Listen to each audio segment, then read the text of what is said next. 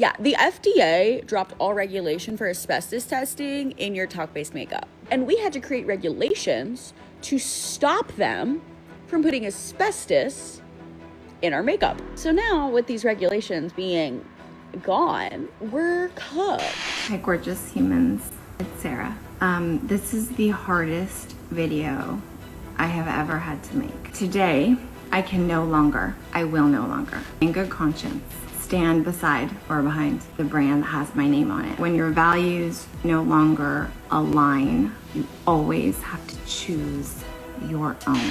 We talk about this all the time, that it takes more than just a celebrity face to sell a beauty line. This week I have a story that's contrary to that, and it has to do with Florence by Mills by Millie Bobby Brown, because their sales spiked when her show Stranger Things had the premiere of their final season on Black Friday.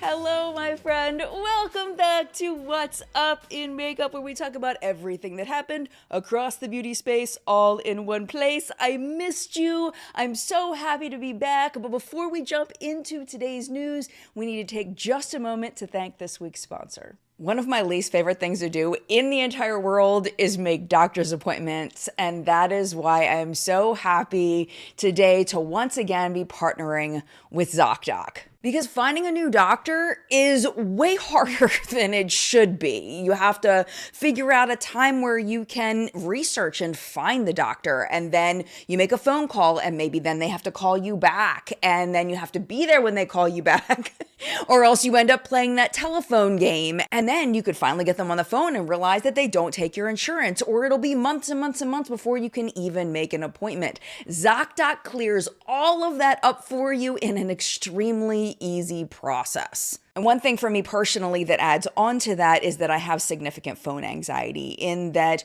when I call a new place, I get really nervous. I get nervous that I'm not going to know the answers to their questions, or I'm going to just make a complete idiot out of myself over the phone, and they'll be silently rolling their eyes, and I won't be able to tell that they're rolling their eyes because I'm on the phone. It's a whole thing. So because of that, I procrastinate on phone calls to places that I don't know, to the point where with doctor's offices, I've put things off to the point where it's caused a physical problem with me because I didn't make an appointment when I should have. So if that sounds familiar to you, or just in general, you don't have time to find a new doctor, ZocDoc is the service for you. And the best part is that it is 100% free for patients to use. There's no hidden cost. There's no subscriptions. It is just 100% free. ZocDoc is a fantastic search engine where you can find highly rated doctors in your area that not only take your insurance, but also have appointments available. And the best part is that there's no phone calls involved.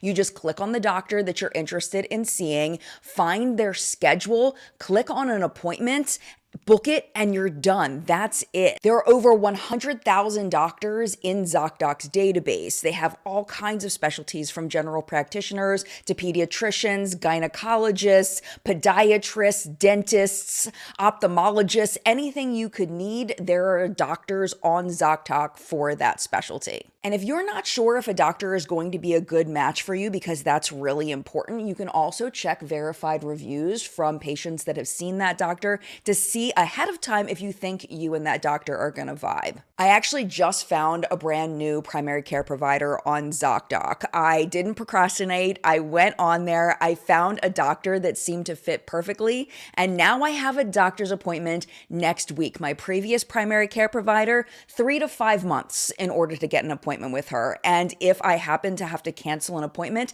kick to the back of the line, another 3 to 5 months wait. I couldn't do that. I need medical care, and ZocDoc allowed me to find a doctor that could provide that. So stop procrastinating on finding that doctor. Go over to ZocDoc.com/GenLove and just check it out. Just see what doctors are in your area. And before you know it, you will have that doctor's appointment that you've been putting off, because it is so incredibly easy. I promise you, your body will thank you for it later.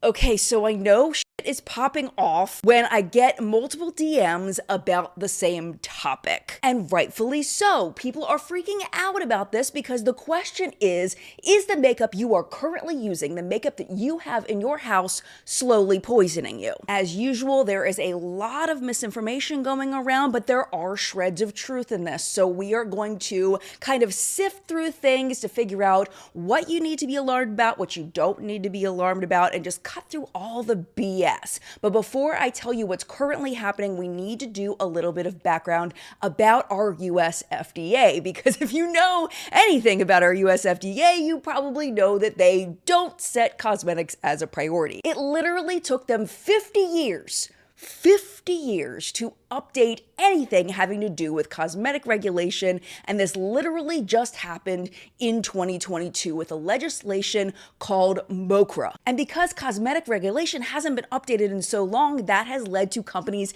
taking advantage of loopholes, taking advantage of new technologies and new things happening, and that has led to a distrust of the public of the cosmetic industry, rightfully, and also a distrust of the FDA, rightfully. And that leads us back to MCoBeauty. In December of 2022, this became the rule at the FDA, but they didn't want to just drop all this on the market. They were like, companies are going to need time to adjust to these things, so they started rolling things out in phases starting in December of 2023. And if you've been watching What's Up in Makeup, you have been watching all of these steps roll out as they happen, but just in case you don't remember or you haven't seen this, here's what MCoBeauty did because it's very important to the story. One of the first rollouts was the FDA cracking down on how companies report problems that are happening. So let's say somebody ends up in the hospital, or they end up with a severe burn, or just something really bad happens that needs some kind of medical attention. Now companies have to report that to the FDA. And I know what you're thinking. They didn't have to report it before. No, they did not. It was voluntary. So MCoBeauty in 2022 made it so they had to report it or face penalties. You see what I'm saying about why people haven't trusted the FDA? Because even people at the FDA knew that this needed to happen. Along with that, MCoBeauty required companies to not only say their products were safe, but to actually prove they were safe, to prove that if you used the product the way that it was intended, that people wouldn't be harmed by it. Again, not a rule until 2023 when it went into force. Of course, brands had to publicly ensure safety, but they didn't have to prove it. Things like stability testing, microbial testing, stuff like that. The last thing that happened in that December 2023 rollout was the FDA gave themselves the power to recall products, because before that, companies had the option to voluntarily recall things, but they didn't have to if they didn't want to. Now the FDA was like, if we see a big enough problem, we're gonna recall it whether you want it to be recalled or not. This is what leads into the asbestos contaminated talc, which is the heart of the story, because if you have been looking at the news and seeing what's happening with Johnson & Johnson and their baby powder, basically people were using baby powder on their nether regions and it was getting inside their body, and after decades and decades of use of the Johnson & Johnson's baby powder, people claimed that it was causing ovarian cancer, and because of those lawsuits, Johnson & Johnson is now paying billions of dollars in damages. We also know asbestos contaminated talc can also cause mesothelioma in the lungs. It is an extremely painful cancer, but just like the ovarian cancer, it doesn't typically show up for decades. So a product can sit on the shelf and be contaminated without anyone being able to prove that it's actually harmful. Well, now with the MCoBeauty regulations, if the FDA feels like it could be a problem, they can go ahead and take those steps ahead of time and hopefully protect people from long-term effects. So all of that rolled out 2 years ago, and since then there have been 2 other rollouts. The second rollout had to do with databases of manufacturers who were selling products in the US, huge databases of every single product that is sold in the US, where they're made, how are the ingredients sourced, who makes them, who is responsible for them. We are now developing this huge database thanks to MCoBeauty. And the most recent rollout is actually happening this month, and it has to do with good manufacturing practices, because no, we didn't have a standardized good manufacturing practice industry-wide for cosmetics here in the US. The FDA also promised to look into ingredients like PFAS, fragrances regarding allergens, and yes, talc. And that's why all of this is coming up now. I do want to play you just a quick clip of Jen from January of 2025 to explain just a little bit more. Right now, there is a proposed rule. It's just a proposed rule. It's not an actual rule, but a proposed rule that wants to hold brands accountable for testing their talc. You would have to prove, if you use talc, that it has been tested and that it is asbestos free. That could be through your own independent testing, or it could be through your supplier. They would have to prove that they tested their talc. Because in the past, if companies were found to have asbestos in their products, there's no immediate consequence for that. Usually brands will do a voluntary recall of the products out of the utmost of caution, but there's no financial, there's nothing. Like, I'm thinking like Claire's Injustice, like nothing really happened to them. They just, court of public opinion, so that people were a lot of boycotts of their products because people found out about it. But other than that, I mean, all they did was lose money on the voluntary recall and just people stopping buying them, and Justice went out of business. So that's a thing. But if this rule goes through and a product is tested and found to be contaminated,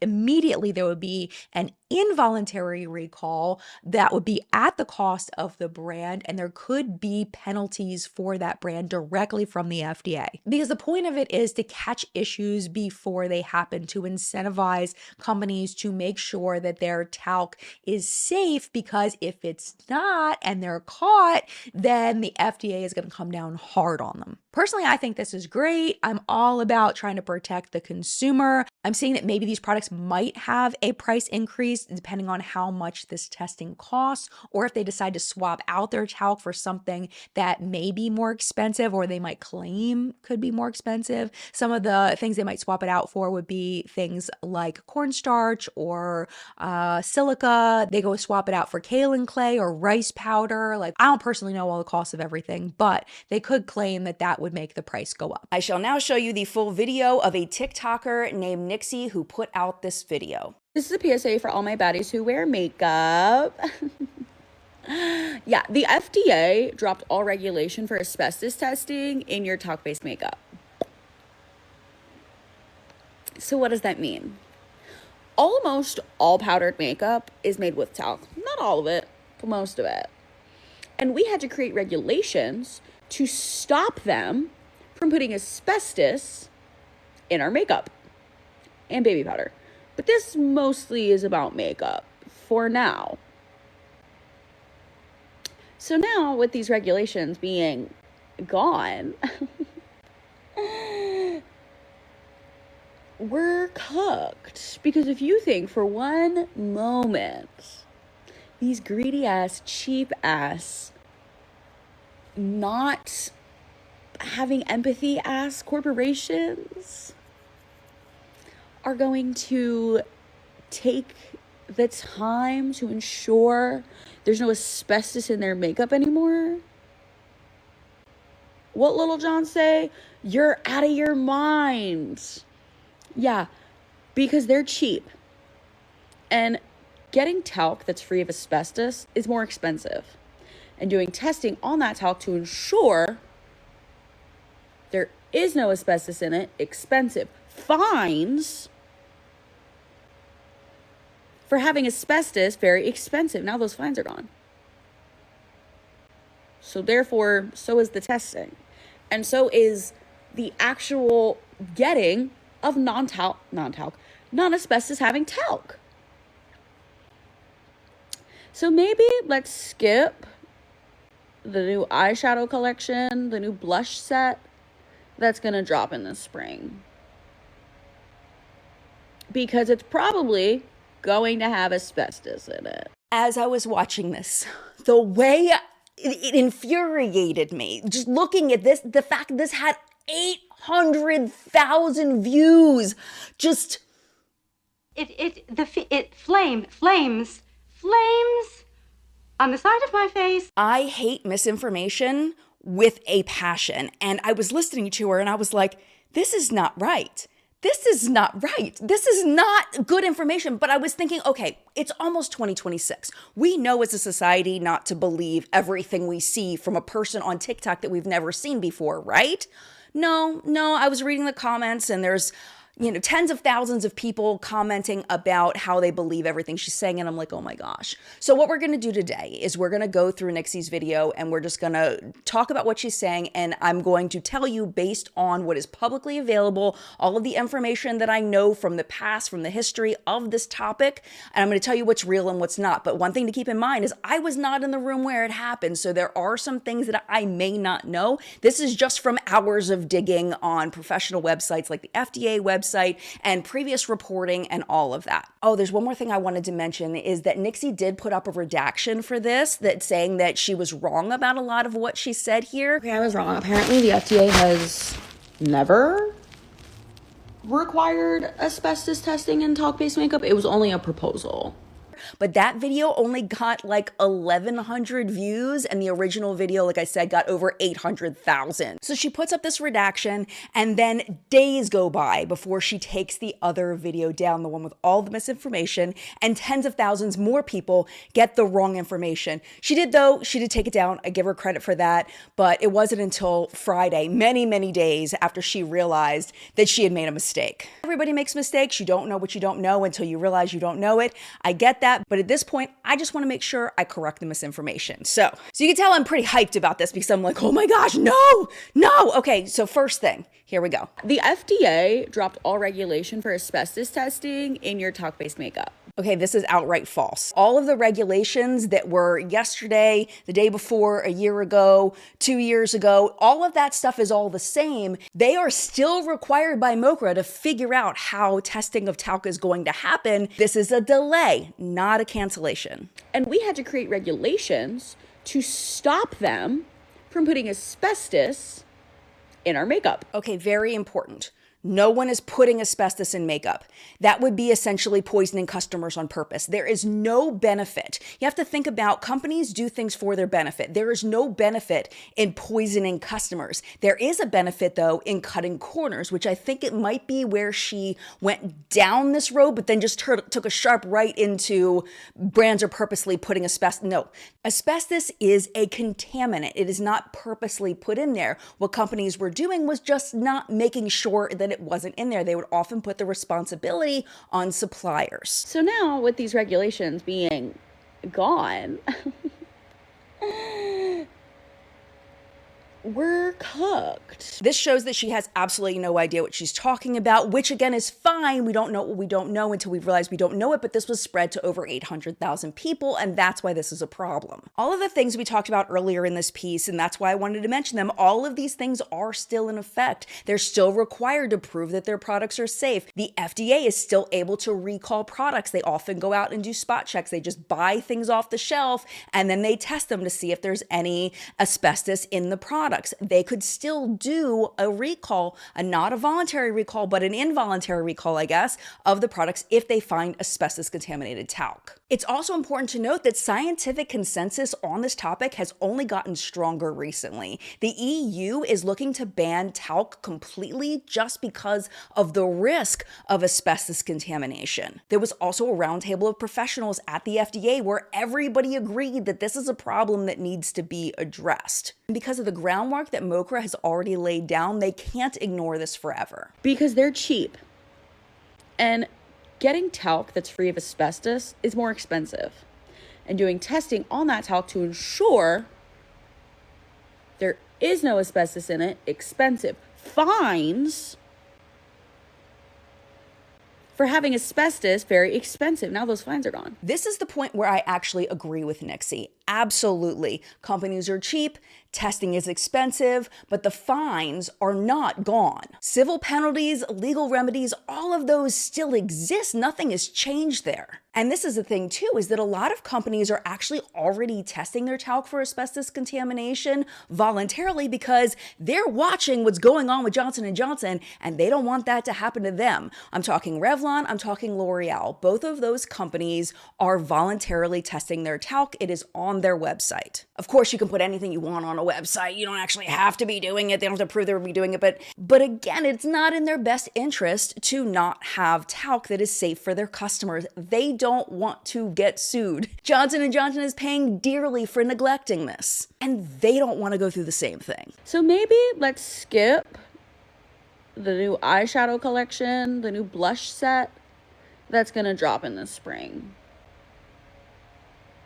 because it's probably going to have asbestos in it. I read a bunch of articles and I can totally see where Nixie got this from, but this is not real at all because it just doesn't make sense in context, and you're probably already seeing this, that this was just a proposed rule. It hadn't changed anything yet, so nothing in the cosmetics have changed at all. Nothing is going to be different about the cosmetics in the spring versus now because of this proposed rule being pulled back. And the big problem with this reaching so many people is this could hurt not just large brands, but I'm thinking those small indie brands that are struggling to make it right now because of tariffs, because of just general high competition, and all kinds of other challenges that smaller brands are going through right now. This could hurt them too. Because again, this is not based in reality. It's just not real. To be absolutely clear, because I don't think I mentioned this before, talc is not harmful on its own. Asbestos isn't even harmful on its own. If you just had asbestos sitting in front of you, like the rock, it's not going to hurt you.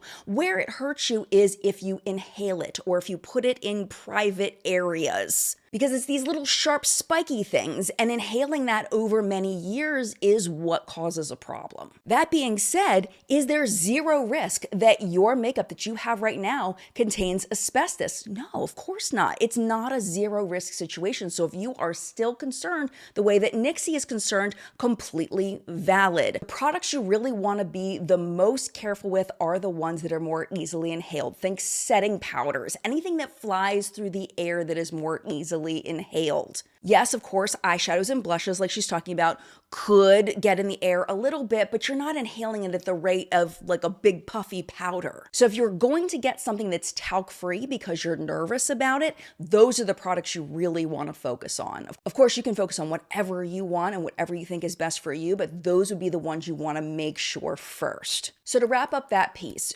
should you be aware of this? Absolutely. Should you be terrified of it and throw all of your makeup away? No. Should you be more worried about products coming out in the spring than the ones that are already out now? No. But out of the utmost of caution, if you want to buy talc-free, absolutely do that. There's one more piece I want to address that's being heavily weighed on in the media. Who really is responsible for the pullback of this rule that would set up requirements for talc to be tested for asbestos? Is it the lobbying groups? Is it RFK Jr. and the MAHA movement? So here are the facts as presented. The beginning of the FDA's statement reads, the decision was, quote, on the basis of the Make America Healthy Again MAHA priorities to ensure safe additives in the American food and drug supply.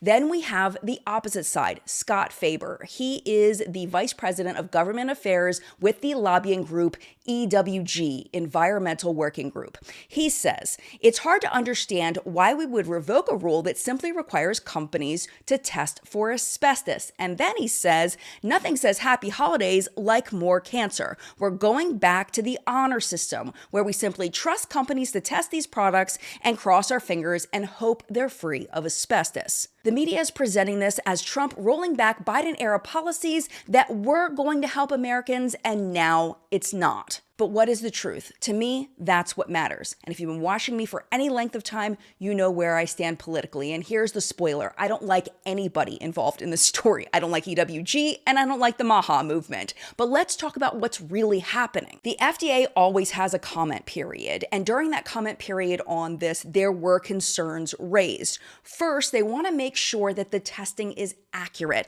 because the asbestos fibers can be of different sizes and different shapes, and they want to make sure that there aren't any false negatives or false positives, and that the products that are being identified as contaminated with asbestos are actually contaminated. Second, non-cosmetic companies that use talc were upset that this applied to them as well. We're talking food companies and supplement companies. They felt like they shouldn't be included. People also commented that there was no clarification on how much asbestos was too much asbestos. If there's 1 microgram of asbestos in a gallon tub of talc, is that too much? People that commented just wanted clarity there. And of course, companies were upset about the cost of this and how much it would cost to test all of the talc. They're worried about higher prices and the talc industry as a whole. There was a very interesting article in Beauty Matter, and it said that several major industry groups, including talc suppliers and large manufacturing associations, pushed back hard during that comment period, submitting detailed objections, urging the FDA to reconsider or weaken the rule. That makes perfect sense. Is it f***ed up? Yes, but it makes sense. What makes this rollback so confusing for a lot of people is that the FDA, like I said earlier, had that roundtable where everybody agreed that this was bad and there was urgency to it, but yet they pulled it back anyway. So why? In the end, again, I wasn't in the room where it happened, so I'm not going to know 100%.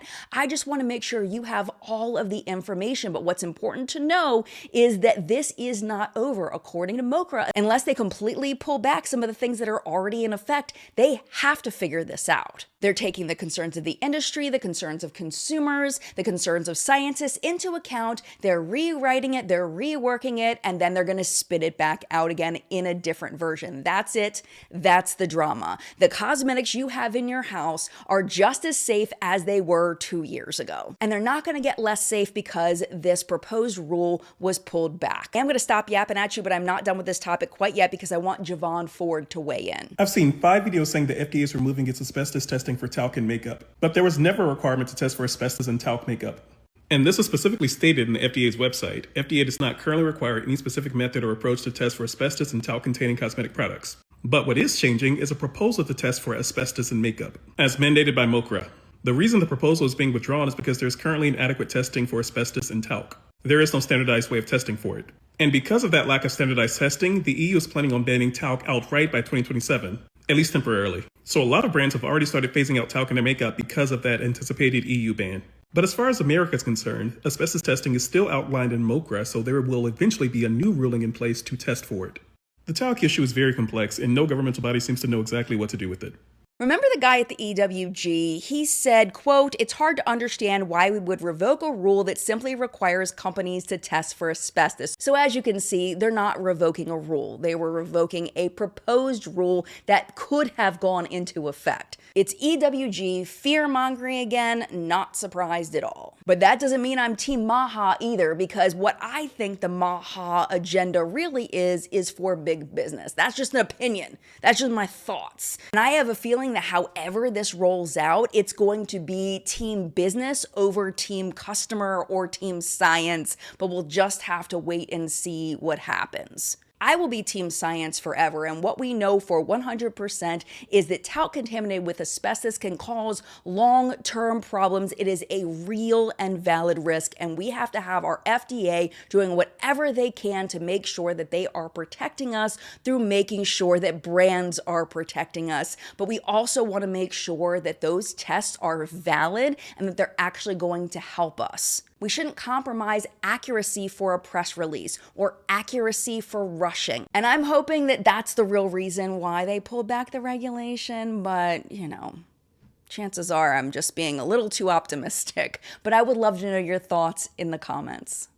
Thank you so much for hanging with me for that last one. I know that was really long, but it's so important for me to take care of you. I know I can't squash information around the entire internet, but what I can do is take care of my people, meaning you. So that's what I'm trying to do here. But the next story is completely switching gears, and it has to do with a brand founder completely turning against her namesake brand. If you've ever heard of Sara Happ Cosmetics, they mostly do lip products. They became really famous for their lip scrubs, mostly sold on QVC.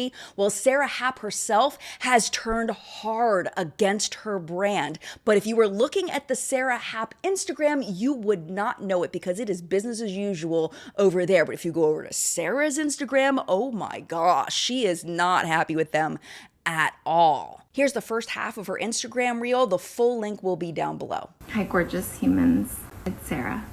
This is the hardest video I have ever had to make, so please bear with me. For 20 years, I have poured my heart and my soul into this little brand that I started in my kitchen. I was 46, 46. It's a brand that I hope you feel grew with you and laughed with you, healed with you. I hope it made you feel loved and seen.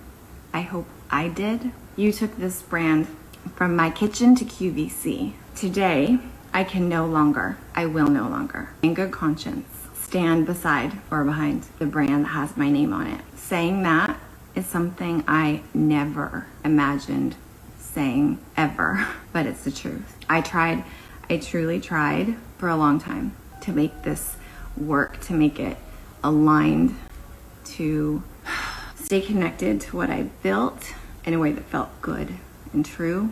But sometimes your best efforts make the next path forward really clear.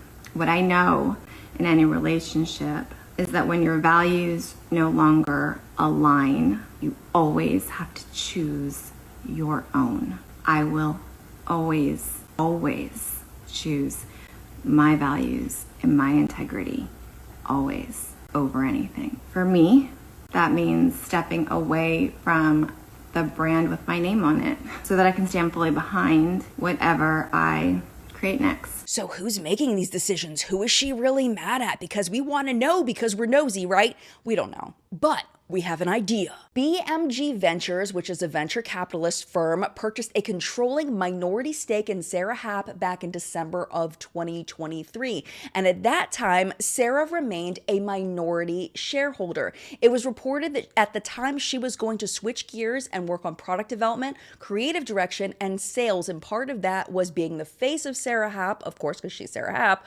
on QVC. Now, Greg Cooper of BGM Ventures was not just some guy who wanted to invest. Sara knew him really well. Greg was a friend of hers, and at the time of the acquisition, Sara said about him, "I have known Greg personally and professionally for 18 years. His family is family to us, and the C-suite he brings with him is killer. We are going to be a phenomenal team together." When all of this went down, they said that they were going to hire a new CEO, but I couldn't find any record that they actually did. Doesn't mean that they didn't. I just couldn't find it. What they did say in a press release was, following her sale of a controlling interest, the company required a shift in roles to support the brand's strategic direction. Sara chose to resign and pursue another path, though she remains on the board of directors and a significant shareholder, and we are hopeful she will continue to seek success alongside us. Our leadership, formulas, manufacturing partners, and product development roadmap remain unchanged. We fully respect the legacy Sara created, and our values have not changed. The company remains focused on product quality, consistency, and continued advancement of the brand's long-term vision. What I did find was an article from March of 2024, and in that article it says that Sara was CEO at that time, so I have no idea. I couldn't find good solid records, even on LinkedIn and in articles. It just wasn't real public who was in charge of this company. All we know is that as of December of 2025, Sara is not happy with whoever is in charge, and she's so unhappy with it that she's leaving her brand. A few weeks ago, Sara did an interview with WWD, and in that she shared, 2 decades is a long time to devote to anything. It was a hard-earned dream and honor to watch a product I created in my kitchen grow into a brand at Nordstrom, at indie boutiques who'd send me photos of my product in the beautiful stores. That's what made it hard to leave, the people who believed in my dream. But that same gorgeous community trusts me to show up with honesty, integrity. I'll deliver on that every time. I'm Sara Happ. I always have been, always will be. I'm also a founder. That's a title no one can take from me. Some people believe leading with a founder's heart, following your gut, isn't wise business. I disagree. To be a fly on the wall because my nosy ass is like, what? What's going on? What are they disagreeing about? Like, I don't even own anything from Sara Happ. I'm so invested in this. Like, I want to know what's the drama, but we don't know. We don't know when it comes down to it. We don't know what they're disagreeing on. We don't know why she feels like she needed to compromise her integrity in order to stay. We have no idea what's going on over there, and we might never know. But what we do know is that Sara Happ, the brand, is not talking about it. We haven't talked about dupes in a while, and companies like MCoBeauty are still very much at it, creating products at a lower cost that they claim are similar to the higher end brands. And they are currently in a lawsuit with Sol de Janeiro, but Sol de Janeiro is, I guess, not thinking that their lawsuit is hard enough because they just filed additional claims against MCo for copying their products. According to an article in the Fashion Law, Sol de Janeiro has broadened its line of fragrance dupes and intensified its comparative marketing conduct that Sol de Janeiro says amounts to a coordinated marketing campaign to trade on its branding, reputation, and customer goodwill. The lawsuit was first filed in the U.S. District Court for the Southern District of New York in November of 2024. So this has been going on for a full year, and they claim that MCoBeauty is copying the look and feel of their body mist line. They said that MCoBeauty also used marketing language that falsely claims that MCoBeauty products smell exactly like Sol de Janeiro's. But now, as of November 25th, they have broadened their claim because MCoBeauty has come out with new dupes for their products and they wanted to include those too. According to the complaint, each of MCoBeauty's fragrance mists is a copy of one of Sol de Janeiro's body mists and is marketed as a dupe of the Sol de Janeiro scent. But it's not just about the designer imposter of it all, because if you were old enough to remember those, I remember buying them because I could never buy the original fragrance. It's different because what they're saying is that MCoBeauty is going so far to copy their packaging in order to purposely deceive customers into thinking they actually are buying a Sol de Janeiro product when they're actually buying an MCoBeauty product. They've also added to the suit some social media posts, one from YouTube and two from Instagram. In the social media posts, the influencers say that it smells exactly like Sol de Janeiro, and one person even claimed that it lasted longer than Sol de Janeiro's. And Sol de Janeiro is calling out the fact that MCoBeauty liked these posts and hence endorsed the statements. This post from Trend Mood is actually in the lawsuit, and you can see that Sophie is comparing them side by side, and you can see the post where MCoBeauty responds saying that they love the post comparing the two. Oh, but they're not done with the influencer angle. They're also saying that these influencers are essentially lying, and that the testimonials of the influencers are, quote, crossing the line into false advertising, particularly because the company actively participated in, endorsed, and curated false advertising about its own product, including liking and commenting on misleading social media posts and customer reviews. The complaint points out that MCoBeauty has a policy of moderating reviews on its website and screens for unverified and offensive reviews while hosting, curating, and promoting false and misleading ones. According to Sol de Janeiro, the fact that MCoBeauty is not filtering out these alleged lies about their products, that this violates the FTC endorsement rules. So what it all comes down to is, do you think people are confused by the MCoBeauty dupes? Do you think someone will pick up an MCoBeauty product thinking it's Sol de Janeiro and purchase it? That is where it becomes illegal. And then the second question to add on to that is, are influencers contributing to the illegal activity if it's happening? Let me know what you think in the comments. We talk about this all the time, that it takes more than just a celebrity face to sell a beauty line. All you gotta do is look at Give by Gwen Stefani, Flower Beauty by Drew Barrymore, the multiple beauty lines launched by Kim Kardashian, and there are so many more that have just flopped and failed even with a celebrity face. This week I have a story that's contrary to that, and it has to do with Florence by Mills by Millie Bobby Brown, because their sales spiked when her show Stranger Things had the premiere of their final season on Black Friday. And apparently this is normal for them. They have seen a 127% year-on-year global increase in search demand, bumping her to number 5 on the food chain of celebrity beauty brands. Now, as soon as I say a number, of course, I want to know, what are the other brands that surround it? Well, she is right above REM Beauty by Ariana Grande, which surprised me because she just had Wicked come out, the second part of that, and I know that had a spike, but apparently at this point, as of Black Friday, Florence by Mills is above her.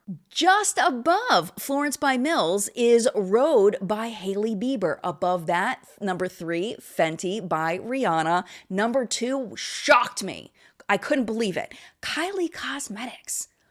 What? Why? I don't know. I don't get it. I'm just reading the article. I don't get it. But number one doesn't surprise me, Rare Beauty by Selena Gomez. So my question is, can Florence by Mills hold on to their hype after Stranger Things ends? We'll just have to wait and see. Every year since I started What's Up in Makeup, we have been talking about the Pantone color of the year. Pantone, of course, is the color authority, and the color of the year is supposed to be the color that dominates fashion and home decorations and all of the colors of all of the things for the year. The very first one I remember talking about was 2014's Radiant Orchid. 2015 was my personal favorite, Marsala. I was obsessed. 2016 was Rose Quartz and Serenity together as one color of the year. 2017 was Greenery. I actually like that one too. 2018, Ultraviolet. 2019 was Living Coral. 2020, Classic Blue. 2021, Illuminating, and Ultimate Gray, which came out right around when the pandemic, we were just kind of like trying to get through the end of the pandemic, and it was supposed to promote optimism, joy, and hope. I remember looking at it and went, really? That's okay. Let's try to have optimism, joy, and hope, but things are really crappy right now. But anyway, I digress. 2022, I also really liked. That was very Perry, and I didn't hate 2023 either. That was Viva Magenta. 2024 was Peach Fuzz, and 2025 was Mocha Mousse. Kind of love that one too. They described it as a sophisticated brown that conveys both elegance and warmth. But this coming year, dude, it's white. It's white. And it's not just any white, it is a specific white called Cloud Dancer. I don't know what is happening. But according to the CNN article below, it is a billowy, balanced white imbued with a feeling of serenity, because that's what I'm feeling right now, serenity. Are we for serious? I don't know. Let me just read a little bit from the article. Let's see what they have to say. It says, as technology's grip on daily life tightens, Cloud Dancer represents a calming influence in a frenetic society, rediscovering the value of measured consideration and quiet reflection. I mean, I wish I could quietly reflect on the show that was 2025. I don't know. Maybe they're just saying in 2026 we'll be able to do some reflection. I guess they're predicting that. I don't know. There's just so much going on around the entire world, and quiet reflection is just not a luxury that most people have. Pantone says that the color is associated with new beginnings and signifies our desire for a fresh start. Okay, I get that one. A desire for a fresh start. Yes, that would be great. There's a lot of things I wish we could have a fresh start on. Okay, all right. I mean, I haven't seen a lot of positive reaction to the Pantone color of the year so far, but I would love to know what you think. I know what I think right now. I think it is time for a lighthearted story, and I think that we need that. And this comes to us courtesy of comedian Joy of Fodu, and this is her take on if individual types of makeup products were people and had a personality, how would they act? Hi. How are you? Sorry, lost my voice. Yeah. Sorry. What? What is it? What do you want? No. You want me to go where? Fine. Hey! No, I'll be right over there. I know her. No. Oh, okay. Hold on. I just want to go say hi. Hi! I'm coming with you. Oh, how are you doing? You're a bit underdressed. You could spruce it up a little bit. Huh? What? No, there's nothing back there. Don't look at that. I'm sure. I want to come. I'll always be there. Yeah. Can I stay till like, I don't know, tomorrow morning? Yeah. Oh no, let's go out. I love to go out. All right. Hey, everyone. Attention. Eyes here. We have a lot to cover today. Let's get with the program. What do you think? I look great today. Hey! Oh, too loud? Sorry. Is this better? And that, my friend, was What's Up in Makeup this week. Thank you so much for watching. And of course, as always, thank you to the What's Up in Makeup Facebook hunters. Their names are scrolling below me. Thank you for all of your submissions this week. I appreciate you so much. Our live chat is going to be at 10 a.m. today. We're going to be hanging out, and we're actually going to be talking about Jaclyn Hill's recent post where she was talking about how she doesn't know what people in her audience want. And there's been a lot of reaction and a lot of discussion about the way way that she's talking about social media. And I would love to weigh in, and I would love for you to weigh in. So please join us in live chat if you're able. Again, it's 10 a.m. Eastern time. If you can't join us, it's no problem. You can still participate in the comment section on the replay. The replay is very easy to find if you're subscribed. If you're subscribed, it's just hanging out in your subscription feed. So hit the subscribe button and it will just be hanging out right there. If you don't want to subscribe though, that's okay too. I don't want to make you do something you don't feel like doing, you don't want to do, it's totally fine. Head over to my channel page, click on the live tab, it's there too. But if you want to watch something right now from this screen that doesn't require any clicking around, YouTube should be recommending 2 videos over here for you. The bottom one is going to be the last episode of What's Been Makeup that I did. The top one YouTube is going to pick for you based on what you've been watching on YouTube recently. But if you just gotta go because you got stuff to do, it is no problem. I just really appreciate you hanging out as long as you did. And mad love to you. I will see you in a video very, very soon.